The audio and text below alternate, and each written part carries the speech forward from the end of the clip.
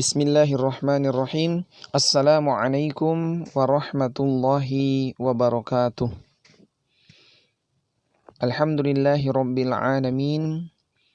Wassalatu wassalamu ala asrafil anbiya'i wal mursalin sayyidina wa maulana Muhammadin wa ala alihi wa ashabihi ajma'in, amma ba'd. Alhamdulillah, puji dan syukur kehadirat Allah Subhanahu wa taala. Hari ini kita bertemu lagi dengan mata pelajaran fikih. Dan materi kita hari ini masih kaitan dengan sholat ya.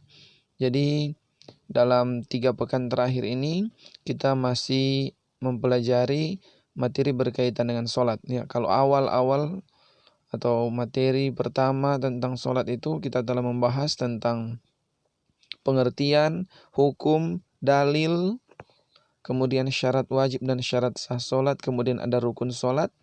Kemudian pada pertemuan kedua lalu atau pekan kedua lalu tentang sholat, kita telah mempelajari tentang sunnah-sunnah dalam sholat dan hal-hal yang dilarang atau hal-hal yang membatalkan sholat.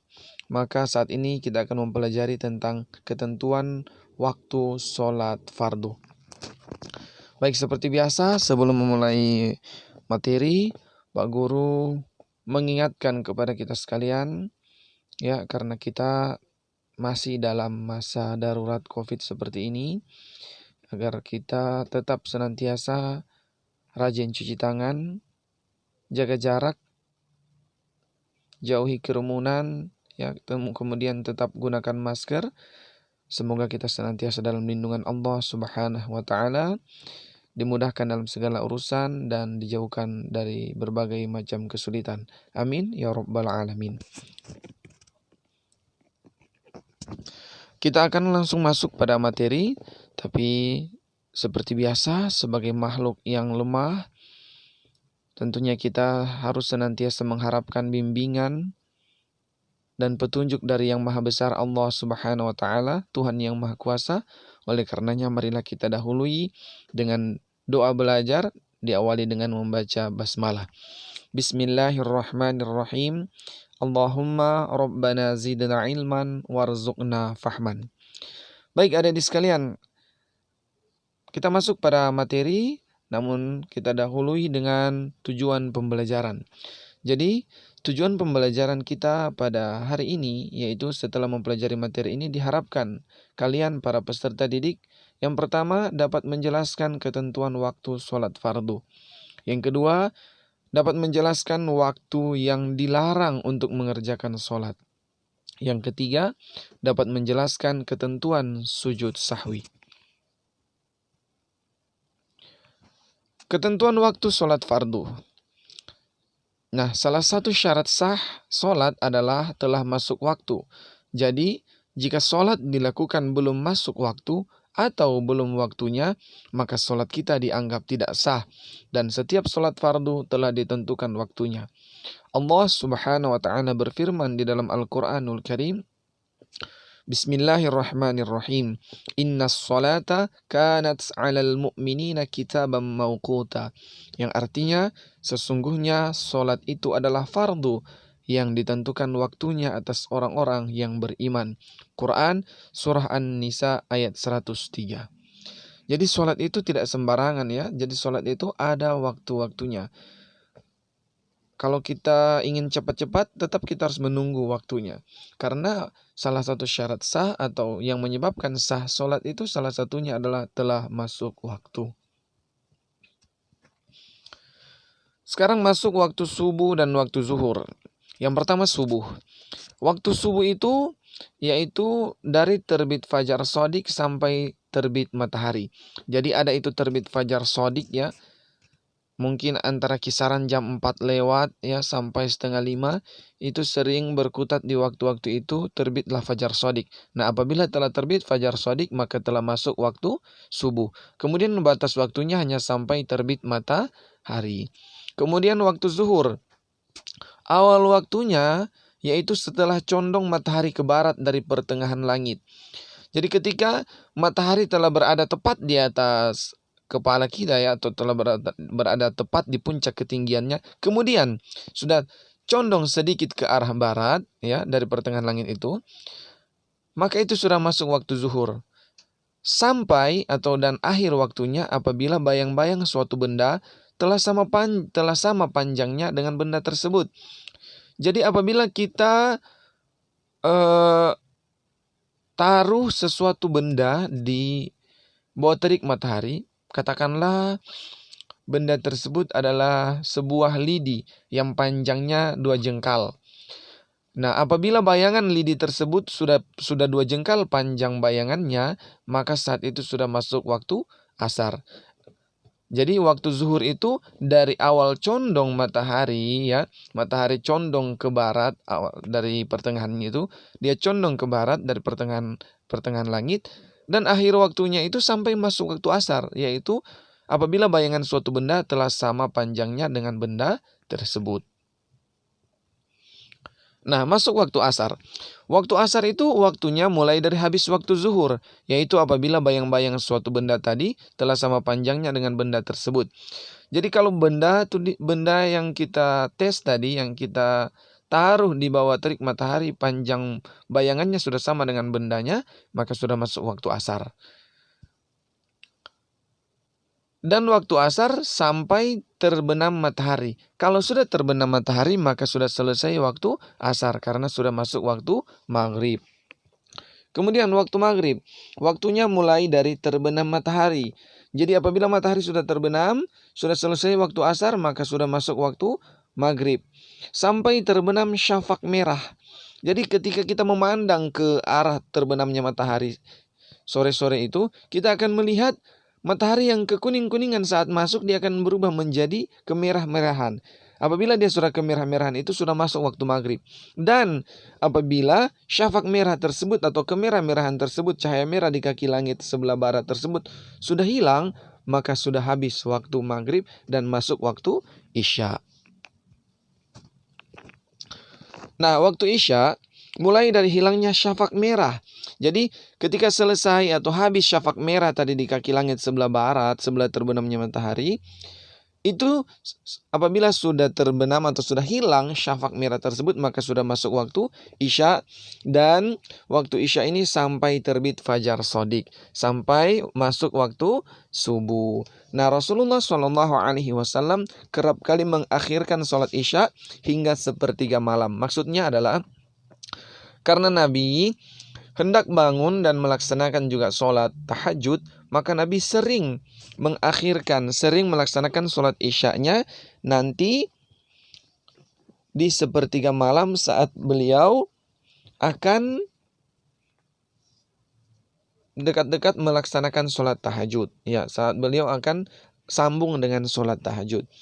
Tapi kita, ya, umatnya ini yang jarang melakukan sholat tahajud, maka jangan menunda-nunda untuk sholat. Kalau kita punya niat yang sama dengan Nabi, bolehlah kita mengikuti Nabi, karena itu juga merupakan tuntunan Nabi SAW. Namun apabila kita ragu-ragu, takut tidak akan terbangun, maka jangan mengikuti, langsung saja kita sholat isya dan jangan menunda-nunda, takutnya kita tidak terbangun dan terlewatkan sholat isya. Kemudian kita masuk pada waktu yang dilarang untuk sholat. Jadi selain ada ketentuan-ketentuan waktu sholat untuk sholat wajib tadi, sholat fardu, ada juga waktu yang dilarang untuk sholat. Yang pertama, ketika matahari sedang berada tepat di puncak ketinggiannya hingga tergelincirnya. Jadi tadi waktu zuhur kan apabila matahari sudah agak condong sedikit ke barat. Tapi apabila dia masih tepat berada di puncaknya, maka kita dilarang untuk melaksanakan sholat. Haram hukumnya, kecuali pada hari Jumat ketika orang masuk ke masjid untuk mengerjakan sholat tahiyat masjid. Pengecualiannya cuma ada di hari Jumat ketika orang-orang berbondong-bondong masuk masjid untuk melaksanakan sholat tahiyat masjid atau tahiyatul masjid. Yang kedua, waktu yang dilarang untuk mengerjakan sholat adalah ketika terbit matahari hingga naik setinggi tombak atau lembing. Jadi ketika kita melihat ke arah tempat terbit matahari, apabila matahari telah naik setinggi tombak atau lembing, maka itu waktu yang dilarang untuk mengerjakan sholat. Jangan kita mengerjakan sholat di waktu tersebut, walaupun kita ingin sholat duha, tapi jangan di waktu tersebut. Yang ketiga, ketika matahari sedang terbenam sampai sempurna terbenamnya. Nah, jadi matahari akan terbenam itu sampai sudah sempurna terbenamnya itu waktu yang dilarang untuk mengerjakan sholat. Tidak ada sholat di sana. Jangan sampai kita sholat di sana. Makanya tidak ada juga sholat sunnah setelah sholat asar. Takutnya kita masuk pada waktu yang haram ini, waktu yang dilarang untuk mengerjakan sholat. Dapat dipahami ya adik-adik sekalian? Nah, masuk pada sujud sahwi. Kalau pada materi sebelumnya Pak Guru telah menjelaskan sunnah abad itu adalah sunnah dalam sholat, amalan sunnah dalam sholat yang apabila ditinggalkan harus digantikan dengan sujud sahwi. Nah, ini pengertian dari sujud sahwi. Sujud sahwi adalah sujud yang dilakukan karena seseorang meninggalkan sunnah abad, kekurangan rakaat atau kelebihan rakaat maupun ragu-ragu tentang jumlah rakaat dalam sholat. Jadi orang yang sholatnya kurang rakaatnya, ataupun lebih rakaatnya, ataupun dia ragu-ragu tentang jumlah rakaat dalam sholat, maka dia harus menggantikan dengan sujud sahwi di akhir sholat. Misalnya, kita sholat sendirian, seringkali ya kita sholat sendirian itu diganggu kehusyuan dan konsentrasinya oleh syaitan. Ada kalanya kita sholat zuhur, kita saat rakaat ketiga karena pikiran sedang melanglang buana, karena pikiran sedang tidak fokus, diganggu oleh setan atau iblis, maka kita sudah bingung, ini sudah rakaat ketiga atau sudah rakaat keempat, masih rakaat ketiga atau sudah rakaat keempat kan? Seringkali terbesit pikiran seperti itu di pikiran kita. Nah, keraguan-raguan ini menyebabkan kita harus menyempurnakan sholat kita dengan sujud sahwi. Atau juga kita baru sholat 3 rakaat, kita sudah salam. Padahal kita sedang mengerjakan sholat zuhur yang harusnya 4 rakaat. Maka kekurangan rakaat itu kita gantikan dengan sujud sahwi. Atau kita sholat zuhur sudah 5 rakaat karena pikiran kita tidak fokus, kita lupa bahwa kita sudah sholat 5 rakaat. Kita ragu, nah semuanya itu harus digantikan dengan sujud sahwi. Lafaz sujud sahwi atau bacaan ketika kita melakukan sujud sahwi adalah Bismillahirrahmanirrahim. Subhana man la yanamu wa la yashu. Yang artinya maha suci, zat yang tidak mungkin tidur dan lupa. Yaitu Allah subhanahu wa ta'ala. Hanya dialah zat yang tidak mungkin tidur dan tidak mungkin lupa. Kita manusia ini tidak pernah luput dari yang namanya khilaf dan lupa. Pepatah Arab mengatakan, Al-insanu makhallul khata'a wan nisyan. Manusia itu tempatnya salah dan lupa, salah dan khilaf. Oleh karenanya adik-adik sekalian, sujud sahwi ini merupakan bagian dari kekhilafan dan kelupaan kita dalam sholat. Nah adik-adik sekalian, sujud sahwi ini dapat dilakukan dengan 2 cara. Yang pertama, sebelum salam. Ketika selesai membaca tahiyat akhir, maka kita boleh melakukan sujud sahwi. Atau setelah salam, kemudian baru teringat tentang apa yang kita lupakan tadi, maka boleh diteruskan dengan sujud sahwi. Tetapi yang paling banyak dilakukan, yang paling banyak dipraktikkan adalah selesai membaca doa tahiyat akhir, maka kita langsung sujud sahwi, kemudian bangkit dari sujud sahwi tadi, langsung kita salam. Assalamualaikum warahmatullahi wabarakatuh. Assalamualaikum warahmatullahi wabarakatuh. Maka insya Allah sempurnalah sholat kita.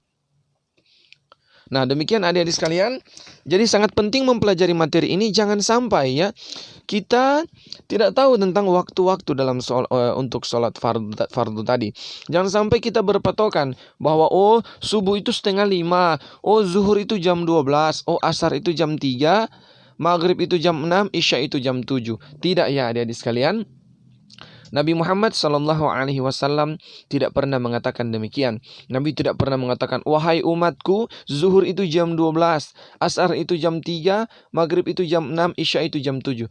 Tidak, Nabi Muhammad tidak pernah mengatakan demikian. Tetapi Nabi hanya memberikan tanda-tandanya berupa tadi ya, melihat dari bayang matahari, kemudian melihat dari posisi matahari tersebut. Apabila sudah condong sedikit ke arah barat dari tempat puncak tertingginya, berarti sudah masuk waktu zuhur. Apabila bayangan suatu benda telah sama panjang dengan benda tersebut, maka sudah masuk waktu asar. Apabila matahari telah terbenam dan muncul syafaq merah di tempat terbenamnya atau di tepi barat, maka sudah masuk waktu maghrib. Kemudian apabila syafaq merah tadi telah benar-benar hilang, maka telah masuk waktu Isya. Itulah mengapa kadangkala waktu maghrib itu baru setengah 6 lewat 10 sudah maghrib. Ada kalanya baru setengah 12 lewat 10 sudah waktu zuhur. Kenapa? Karena Nabi tidak pernah mengatakan zuhur jam 12, asar jam 3, maghrib jam 6. Tetapi perputaran matahari setiap hari itu ada selisih-selisih 1-2 menit setiap hari. Oleh karenanya ada kalanya waktu maghrib itu cepat, ada kalanya agak lambat. Begitu juga waktu asar. Ada kalanya sudah jam 3 lewat 15 baru masuk waktu asar. Dapat dipahami ya adik-adik, karena kita bukan berdasarkan jam, tapi berdasarkan matahari untuk melihat waktu sholat. Demikian, semoga ada manfaatnya.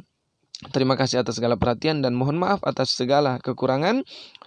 Segala yang benar datangnya dari Allah Subhanahu wa taala. Apa yang salah atau khilaf itu karena kesalahan pribadi Pak Guru. Tetap di rumah, selalu rajin cuci tangan, jaga jarak, dan jangan lupa selalu gunakan masker.